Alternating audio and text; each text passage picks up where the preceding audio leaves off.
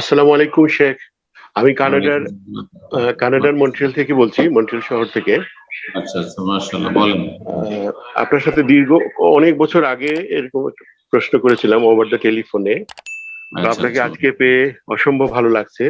ধন্যবাদ ইকরাম জাযাকুমুল্লাহ। ভাইকে সুযোগটা করে দেওয়ার জন্য। তো জাযাকুমুল্লাহ। আমার আসলে অনেক প্রশ্ন জমে আছে। আজকে অপ্রাসঙ্গিক একটা প্রশ্ন, যে হজ এবং উমরা নিয়ে।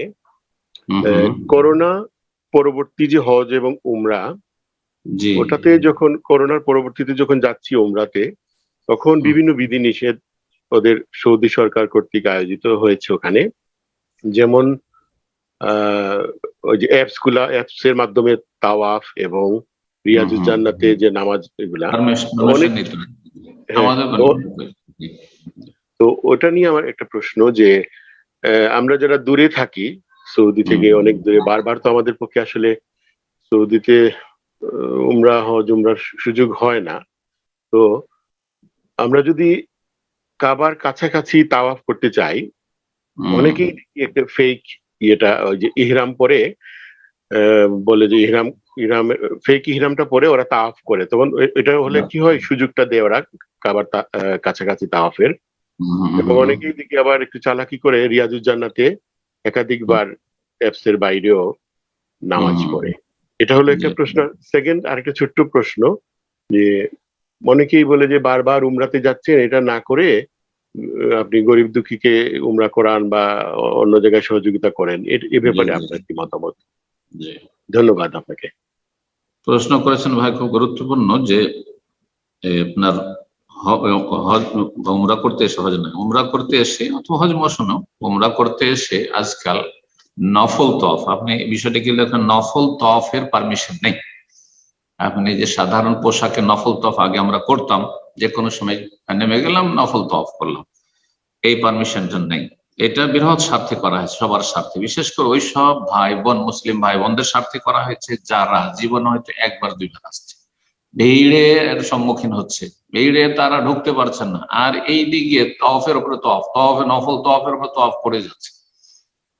তো এটাকে এই করার পর করা হয়েছে কি, যে না, আপনি একবার শুধু উমরার তওয়াফ করতে পারবেন, নফল তওয়াফ করতে পারবেন না, নফল তওয়াফ করতে পারবেন না।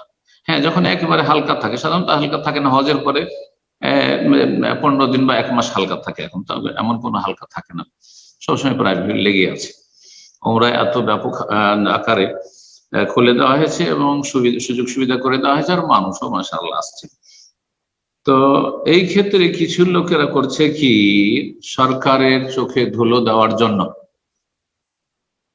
এহরামের কাপড় পরে নিচ্ছে, শেখ এহরাম যেটাকে বললেন। হ্যাঁ, এখানে কয়েকটি গুনহার কাজ করছে।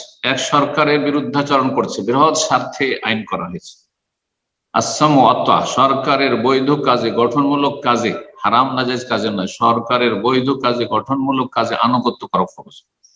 2 নম্বর কথা, এখানে মিথ্যার আশ্রয় নিচ্ছে, আর মিথ্যার আশ্রয় নেওয়া হারাম। 3 নম্বর, এবাদতে প্রতারণা করছে, গিস করছে, মান গাশানা ফালাইসা মিন্না, যারা প্রতারণা করে তা আমাদের দলভুক্ত নয়। সুতরাং কয়েকটা গুনাহ করে একটা নফল তওয়াফ করেছে। এই নফল তওয়াফের সমান নাকি পাবেন মসজিদ হারামের যে কোনো জায়গায় সালাত আদায় করলে। আমি সরাসরি আপনাদেরকে বলছি যে আমি নফল তওয়াফে কখনো আগ্রহী নই, মানুষকে কষ্ট দিয়ে। তার চাইতে ভালো কোন একটি জায়গায় আমি খুশুর সাথে দাঁড়িয়ে বসে আমি সালাত পড়লাম, তারপরে আমি জিকির আজকার করলাম, দোয়া করলাম, কোরআন তেলাওয়াত করলাম। এই ইবাদতের কোয়ালিটি অনেক ভালো এই ভিড় ভাড় করে তওয়াফ করা। আচ্ছা, এই যে তওয়াফ করা ফেক, এই যে মিথ্যার আশ্রয় নিয়ে ধোঁকাবাজি করে তারপরে সরকারের নাফরমানি করে তওয়াফ করা, কেন নফল তওয়াফ? এহরামের কাপড় মিছামিছি পড়ে যে আমি উমরাতে আছি, এটা এক অজ্ঞতার কারণে। যে মক্কা আসলে বেশি বেশি তওয়াফ করো, তারপরে তওয়াফের গণনায় প্রতিযোগিতা।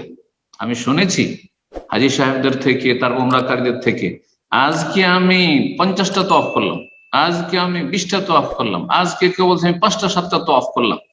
হ্যাঁ, কেউ বলছে আমি ওই মসজিদে আয়েশা থেকে রাদিয়াল্লাহু তাআলা সেখান থেকে আজকে 5টি উমরা করলাম। সবগুলি আপনার সুন্নাহ বিরোধী কাজ। কোথায় এই প্রতিযোগিতা? বেশি বেশি তওয়াফ করতে থাকো, তওয়াফ করতে থাকো, আর অন্যের জন্য কষ্টের কারণ, অন্যকে কষ্ট দাও, কোথায় আছে এসব? গুনাহ করছেন এসে অজ্ঞতার কারণে। তো দিন সম্পর্কে জ্ঞান না থাকার কোনো এইসব কাজগুলি করছে না, মোটেই না। তারপরে যদি ধরেন কোন একজন যারা দায়িত্বশীল ওখানে আছে তাদেরকে বললেন আপনি সাধারণ পোশাকে গেলেন, বললেন আমি একটা তওয়াফ করতে, যদি অনুমতি দিয়ে করেন আপনি। আর কাবার পাশ দিয়ে তওয়াফ করতে হবে কে বললো? আর কাবার পাশ দিয়ে তওয়াফ করলে বেশি ফজিলত, এরই বা দলিল কি? কোনো দলিল নাই, কোনো দলিল নাই। জি, বরং মহিলাদেরকে বলা হয়েছে তুফি মিন ওয়ারাইন নাস ওয়া আনতা রাকিবা। নবী উম্মে সালমা রাদিয়াল্লাহু তাআলা আনহা বলছেন যে তুমি দেখো অসুস্থ রয়েছে আর তুমি মহিলা মানুষ, তুমি মানুষের পেছন দিক থেকে দূর দিয়ে তুমি তওয়াফ করো, মহিলাদের দূর দিয়ে তওয়াফ করে বেশি সওয়াবের কাজ।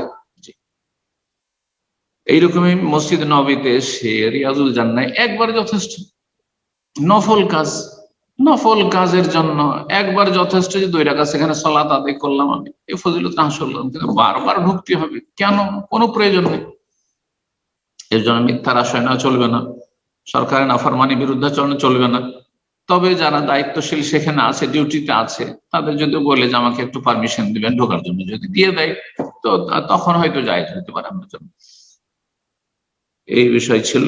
আর ওমরা সম্পর্কে মনে হয় আরেকটি বিষয় ছিল, হ্যাঁ, অনেকে বলছেন যে বারবার ওমরা না করে সেই টাকাটা গরিব মিসকিনকে দান করে দেওয়া। এটি নির্ভর করছে মুসলিম সমাজে অভাবের সংখ্যা কেমন। আপনি যেখানে আছেন বা আপনি যে দেশের মানুষ, আপনি যেখানে আছেন, যেমন আপনি কানাডায় আছেন, সেখানে হয়তো গরিব নেই, কারণ সেখানে তো আপনি বিদেশি মানুষ চেনেন না। যদি কেউ গরিব থাকো, হকদার মুসলিম ভাই বোন তো চেনা মুশকিল শহরের জীবনে। আপনার গ্রাম বাংলাদেশ, যে গ্রামের আপনি মানুষ, যে এলাকার মানুষ, যে দেশের মানুষ, সেখানে মুসলিম ভাই বোনের অভাবী, খুব বেশি অভাবী, কারো বাড়ি নেই, কেউ চিকিৎসা পায় না, কেউ খেতে পায় না, ইত্যাদি, অসহায়। আর এদিকে আপনি প্রতি বছর উমরা করছেন, প্রতি বছর উমরা করছেন, বা আর প্রতি বছর কয়েকটা করে উমরা করছেন না, মোটে বলবো যে না, করিয়েন না। ওর চাইতে বেশি অনেক গুরুত্বপূর্ণ যে আপনি দান খায়রাত করুন, দান খায়রাত করুন। আপনি মুসলিম ভাই বোনদের পেট বেশি হক রাখে। ওমর রাদিয়াল্লাহু আমিরুল মুমিনিন যখন খলিফা ছিলেন, তখন তিনি বলেছিলেন মসজিদ সুন্দর করে সাজানো, মসজিদ পাকা করা, আর মসজিদকে সুসজ্জিত করার চাইতে বুতুনুল মুসলিমিন আওলা বিহাযা, মুসলিমদের পেট, এই যে ক্ষুধার পেট, ক্ষুধার্ত মুসলিম বেশি হক রাখে মসজিদ বানানোর চাইতে। কারণ অনেক সময় মসজিদ বানানোর চাইতে, মসজিদ চলার মতো আছে, খড়ের মসজিদ আছে, টিনের মসজিদ আছে, চলছে, তাতে না আমাকে মিলিয়ন মিলিয়ন খরচ করে মসজিদ বানায়, তার চাইতে অনেক বেশি হকদার হচ্ছে ক্ষুধার্ত মুসলিম ভাই বোনেরা, অসহায় মুসলিম ভাই বোনেরা, নির্যাতিত মুসলিম ভাই বোনেরা, যাদের বাড়ি ঘর নেই, যারা চিকিৎসা করতে পারছে না, করাতে পারছে না ছেলে মেয়েদের, ইত্যাদি, অশিক্ষিত থেকে যাচ্ছে, পয়সার অভাবে পড়াশোনা করতে পারছে না।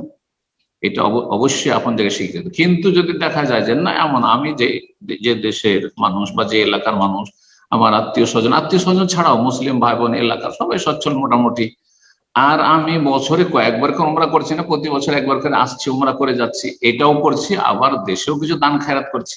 হ্যাঁ, ওরা আপত্তিকর কাজ করছে যারা শুধু উমরাই করে আর হজ করে প্রতি বছর বারবার করে, আর গ্রামের এলাকার মানুষ অভাবীদের খোঁজ খবর নেয় না।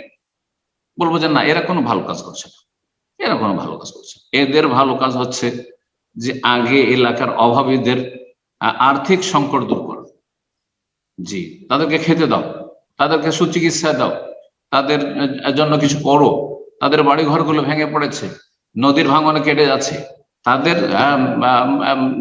সমস্যার সমাধান করো। তারপরে মাঝে মধ্যে উমরা করো। জীবনে একবার উমরা ওয়াজিব, জীবনে একবার হজ ফরজ, আদায় হয়ে গেছে, যথেষ্ট। তারপরও মাঝে মধ্যে আসা। নবী সাল্লাল্লাহু আলাইহি ওয়াসাল্লাম বলেছেন তাবিউ বাইনাল হজ্জ ওয়াল উমরাতে, হজ উমরা পরস্পর মাঝে মধ্যে করতে থাকো, এতে মাঝের গুনাহগুলো মাফ হয়।